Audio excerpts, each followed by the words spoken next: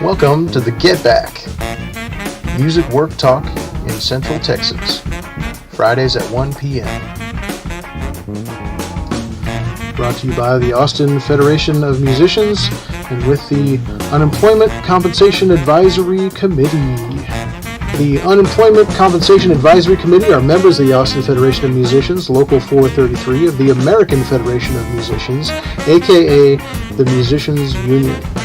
Some of us work as contractor 1099 workers, and others work as employee W-2 workers in various aspects of the music industry. The goal of this session is to share our experiences, including trials and tribulations related to the Texas Workforce Commission, or TWC, with other musicians in the state of Texas to aid in navigating the TWC application process. We are not experts in unemployment assistance. We are musicians.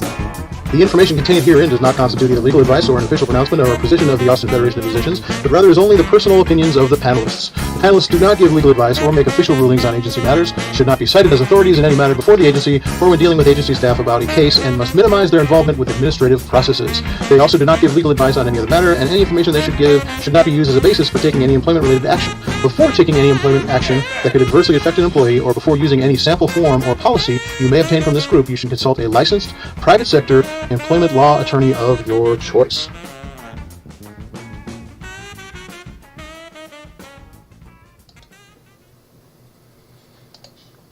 All right, welcome back. This is the Get Back for October 1st, 2021. I'm Aaron. Joining me is Mark. Good afternoon, Mark. Hello there. Yeah, welcome back. Thank you. Yeah. We always call attention to the website's links down at the bottom. That are kind of our go-to sources of information. I've trimmed that down a little bit this week because we're not referring to some of the old websites as much now. But yeah, and then of course we always have the topical links down there too, the news links once we get the final version of the show going. But yeah, as far as beverages, I'm doing a big thermos of coffee as usual. How about yourself? You got a big one. I got the old green tea. Excellent. Amazingly consistent. Mm-hmm. Boring. Hey, no, I didn't say that. Nor would I. Yeah, man. Well, geez, there's a lot of stuff happening this week. I think probably the biggest news, as far as musicians goes, is our brothers and sisters in the San Antonio Symphony are on strike as of this week. Yeah, really unfortunate down there. Their season is should be just starting now, or maybe like next week or the next week is when they were supposed to start, and now they're not sure. Of course, last season they took almost an 80% pay cut.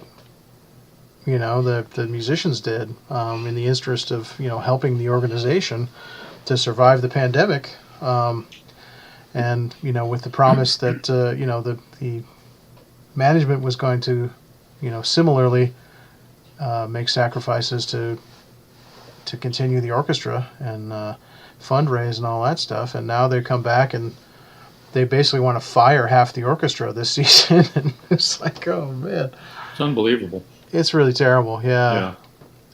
So, we'll probably, be rounding up some rabble rousers to go down there when they start picketing and all that stuff. When the demonstrations start, if it gets to that point. Hopefully it won't, but it seems like it may. I don't know. Yeah. But anyway, we'll have the official AFM article on that down in the show notes. Well, they're certainly starting pretty far apart. Yeah. My goodness. I mean, yeah, it's really sad.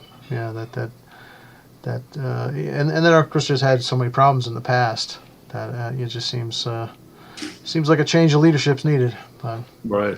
we'll see. In other similar news, the IATSE strike vote is today. And that's a nationwide thing on television film productions across the country. And yeah, that's another thing that seems like it shouldn't be necessary, but that's our brothers and sisters in the International Alliance of Theatrical and Stage Employees, and those TV and film productions don't happen without those folks. I mean, it's just cannot do it, and they just keep having all these workplace issues that the employers are causing, and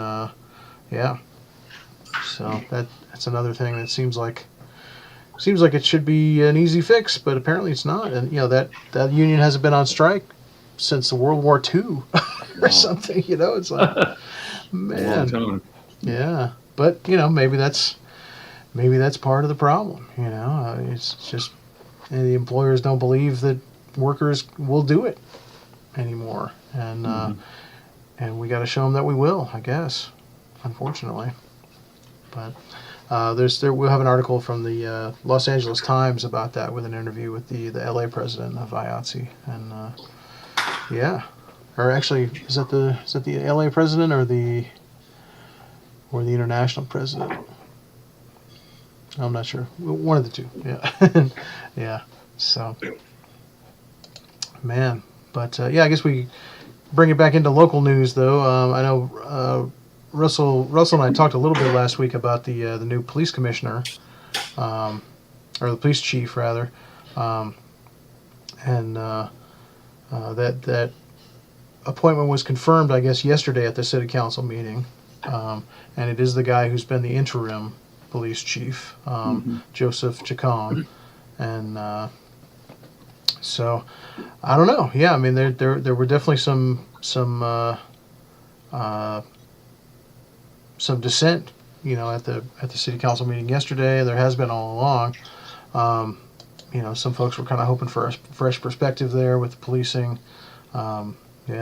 Unfortunately, our discussion last week was hijacked by internet problems, and we weren't able to publish last week. So if you saw it live, you might have seen a little bit of a stop and go slideshow. But it wasn't made available. There just wasn't enough to salvage, unfortunately, with all the connection issues that we had. Unfortunately, and I think that may have been on my end here. I think something was happening with the neighborhood internet, but glad I missed it. Yeah, right. It was frustrating. It always is. Yeah, but you have any thoughts about the new police chief, Mark? Not really. No, I don't know a lot about that, other than he's certainly facing some pretty tough issues, with the homeless and all that. So, yeah. And of course, we want them to do well, because the people's feeling of safety, is that our business depends on it. They got to be able to go out and see the shows. So, and we want them to do so. So, we'll keep an eye on it, and we'll bring that back when Russell's back, and we'll definitely discuss that for sure. The other thing I had on the docket was I think it was an article from, I think it's from today, about the Texas House redistricting map. Oh boy. Definitely shows a clear shift in favor of Republicans. Surprise, surprise. And of course, that map, redrawing, doesn't have any oversight anymore, because of the changes from 2013, the repeal of that part of the Voting Rights Act, and so right away, this is the first time it's been done since that happened, and now right away we see sort of bad behavior, and makes it a pretty clear argument that those parts of the Voting Rights Act need to be put back in place, obviously, and we kind of knew that already, right? I mean, yeah.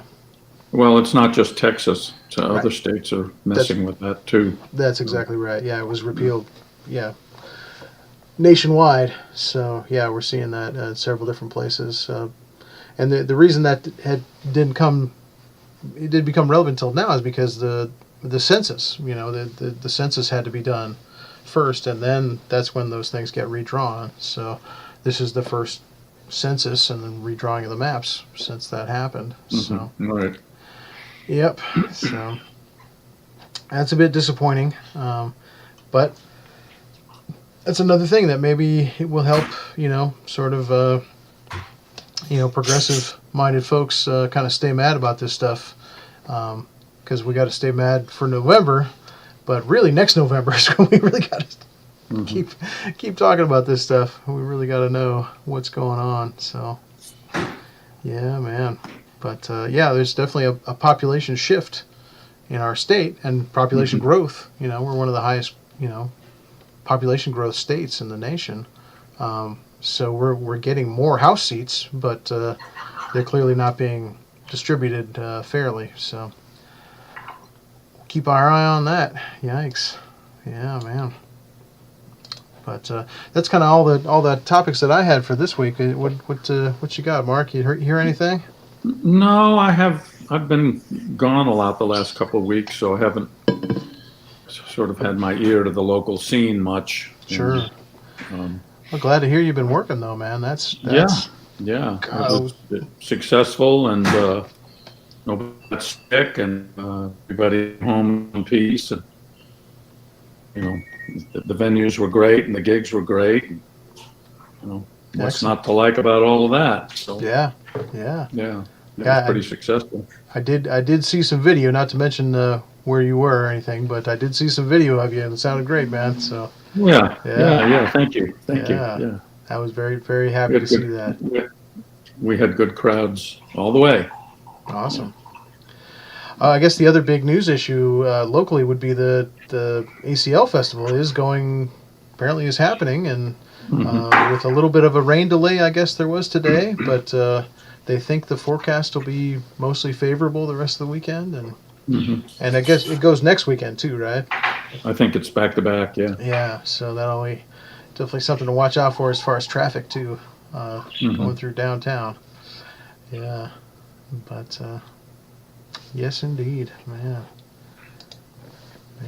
Yeah. Gosh, I guess in the pandemic news, there was an article about one of the Supreme Court justices, one of the new Supreme Court justices, Brett Kavanaugh, was tested positive for COVID. Tested positive, yeah.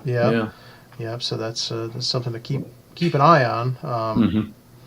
Hopefully. Although I think he's asymptomatic, at least so far. That's what I read too. Yeah, he wasn't symptomatic. So it's just sort of out of an abundance of caution, but they monitor the health of those folks pretty closely. So yes, yeah, indeed. So yeah, still getting out there, still wearing our masks, and if you don't have your vaccination yet, get it.